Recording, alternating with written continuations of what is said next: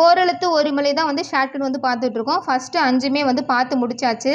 இப்போ கா வரிசையில் வந்து நம்ம வந்து ஷார்ட்கட் பார்த்துடலாம். கா வரிசையில் மொத்தம் வந்து 4 எழுத்துக்கள் இருக்குது. ஃபஸ்ட்டு பாருங்கள், கா சோலை. ஓகேங்களா? கா சோலை சொல்லுவோமா ரைமிங்கா? கா சோலை அப்படின்னா செக்கு. ஓகேங்களா?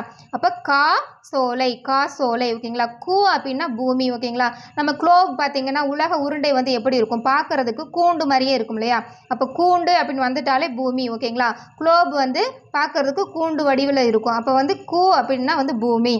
கை அப்படின்னா ஒழுக்கம். ஓகேங்களா? கையை ஒழுங்காக வச்சுட்டு இல்லைன்னா அடி வாங்குவேன். கையை ஒழுங்காக வச்சுட்டு இல்லைன்னா அடி வாங்குவேன். ஓகேங்களா? அப்போ கை அப்படின்னா ஒழுக்கம். கோ அப்படின்னா அரசன். அரசன் வந்து கோழையாலாம் இருக்க மாட்டார். அரசன் கோழையாலாம் இருக்க மாட்டார். அப்போ கோ அப்படின்னா கோழை, அரசன் அப்படிங்கிறது ஞாபகம் வந்துடும். ஓகேங்களா? கோ அரசன், கை ஒழுக்கம், கூ அப்படின்னா பூமி, கா அப்படின்னா சோலை. பிடிச்சிருந்தால் லைக் பண்ணுங்கள். நான் தமிழில் நிறைய ஷார்ட்ஸ் வந்து போட்டிருக்கேன். பார்க்காதவங்க போய் பாருங்கள். ஷார்ட்கட் வந்து ரொம்ப ஈஸியாகவே இருக்கும்.